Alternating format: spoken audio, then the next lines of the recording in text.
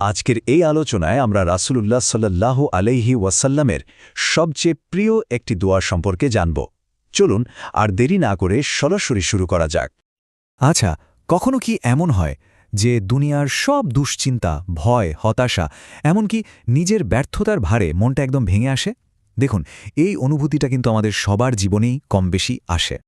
আর ঠিক এই রকম কঠিন পরিস্থিতিগুলোর জন্যই নবী মুহাম্মদ সাল্লাল্লাহু আলাইহি ওয়াসাল্লামের একটি বিশেষ দোয়া ছিল, যা তিনি সবচেয়ে বেশি ভালোবাসতেন আর সবসময় পড়তেন। আসলে আমাদের এই পুরো আলোচনাটাই ভেতরে সেই প্রশান্তি খুঁজে বের করার একটা চেষ্টা। রাসূলুল্লাহ সাল্লাল্লাহু আলাইহি ওয়াসাল্লাম আমাদের শিখিয়েছেন যে দোয়া হলো ইবাদতের মূল বা সারমর্ম। মানে এটাই কিন্তু আল্লাহর সাথে আমাদের সরাসরি কথা বলার সবচেয়ে সুন্দর মাধ্যম।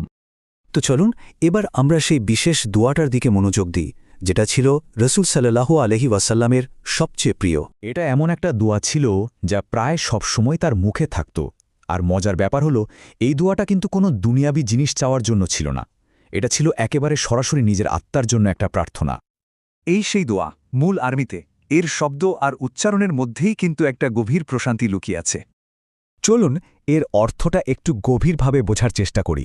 দোয়াটি হল আল্লাহুম্মা আতি নাফসি তাকওয়াহা, অর্থাৎ হে আল্লাহ, আমার এই আত্মাকে তার তাকওয়া মানে আল্লাভীতি আর সঠিক পথটা দান করুন। ওয়া জাক্কিহা আনতা খায়রু মান জাক্কাহা, এবং একে পরিশুদ্ধ করে দিন, কারণ আপনার চেয়ে ভালোভাবে আর কেউ তো পরিশুদ্ধ করতে পারে না। আর শেষে আনতা ওয়ালিয়ুহা ওয়া মাওলাহা, অর্থাৎ আপনি এর অভিভাবক, এর প্রভু, এর সব কিছু। কিন্তু প্রশ্ন হল, কেন এই দোয়াটা এত বেশি শক্তিশালী? আসল কারণটা হলো, এটি একটি পরিশুদ্ধ আত্মার ভেতরের শক্তিকে জাগিয়ে তোলে। এই দোয়ার কার্যকারিতার পেছনে মূলত ৩টা কারণ আছে। ১. এটা সরাসরি আমাদের নফস বা আত্মাকে টার্গেট করে। ২. এটা তাকওয়া বা আল্লাভীতি তালা খুলে দেয়। আর ৩. এটা আমাদের অন্তরকে দোয়া কবুল হওয়ার জন্য পুরোপুরি প্রস্তুত করে তোলে। একবার ভেবে দেখুন, আমাদের সব পাপ, রাগ, হিংসা আর ভেতরের যত অশান্তি, এই সব কিছুর উৎসই কিন্তু আমাদের নাফস। তাই নাফসকে পরিশুদ্ধ করার মানে হল পুরো মানুষটাকেই ভেতর থেকে বদলে ফেলা। আর যখন ভেতরটা বদলে যায়, তখন বাইরের দুনিয়াটাও বদলাতে শুরু করে। আর তাকওয়ার শক্তি যে ঠিক কতটা, তা কোরআনের এই আয়াতটা থেকেই বোঝা যায়। আল্লাহ বলছেন যে তার তাকওয়া অর্জন করে, আল্লাহ তার জন্য যে কোনো বিপদ থেকে বের হওয়ার একটা পথ তৈরি করে দেন।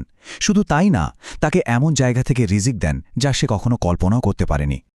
বেশ, তত্ত্ব তো অনেক হলো।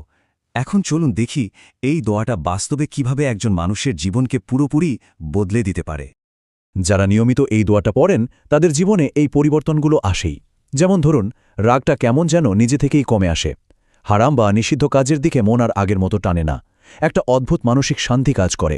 যারা কোনো আসক্তি বা পাপে আটকে ছিলেন, তাদের জন্য সেটা ছেড়ে দেওয়া অনেক সহজ হয়ে যায়। এমনকি ইবাদতে, নামাজে একটা অন্যরকম আনন্দ খুঁজে পাওয়া যায়। আর সবচেয়ে বড় কথা, জীবনে বরকত আসতে শুরু করে। কিন্তু এই যে পরিবর্তনের কথা বলছি, এটা আসলে অনুভব করতে কেমন? চলুন একটা ছোট্ট বাস্তব ঘটনা শোনা যাক। ধরুন এক যুবকের কথা, যে কিনা ভুল সম্পর্কে জড়িয়ে আর সোশ্যাল মিডিয়ার নেশায় পুরোপুরি ডুবে গিয়েছিল। তাকে এই দোয়াটি শিখিয়ে দেয়া হলো। কিছুদিন পর সেই যুবকটি যা বলল তা অবাক করার মতো। সে বলল, আল্লাহ আমার ভেতরে এমন এক শক্তি দিয়েছেন যে আমার চিন্তাভাবনাই বদলে গেছে। পাপ কাজকে এখন আর আমার কাছে আকর্ষণীয়ই মনে হয় না। আসলে যখন আল্লাহ নিজেই অন্তরটা পরিষ্কার করে দেন, তখন পাপের প্রতি আকর্ষণটা এমনিতেই চলে যায়। এখন কথা হলো, এই অসাধারণ দোয়াটিকে কিভাবে আমরা নিজেদের জীবনের একটা অংশ করে তুলতে পারি। এর জন্য কিছু সহজ নির্দেশনা রয়েছে। এই দোয়াটি পড়ার জন্য সবচেয়ে ভালো কিছু সময় হল সকালে ঘুম থেকে ওঠার পর আর রাতে ঘুমাতে যাওয়ার আগে। নামাজের সেজদায়, যখন আল্লাহর সবচেয়ে কাছে থাকা যায়। যখনই কোনো কারণে দুশ্চিন্তা বা উদ্বেগ ঘিরে ধরে। যখন কোনো খারাপ অভ্যাস ছাড়ার জন্য মন স্থির করা হয়। যখন মনে হয় ঈমানটা দুর্বল হয়ে যাচ্ছে। অথবা যখন কোনো গুরুত্বপূর্ণ সিদ্ধান্ত নিতে দ্বিধা হয়। তবে হ্যাঁ, দোয়া কবুল হওয়ার জন্য ৩টি চাবিকাঠির কথা মনে রাখা ভালো। প্রথমত, নিজের উপার্জন যেন অবশ্যই হালাল হয়। দ্বিতীয়ত, দোয়া শুরু করার আগে আল্লাহর প্রশংসা করা এবং রাসূল সাল্লাল্লাহু আলাইহি ওয়াসাল্লামের ওপর দরুদ পড়া।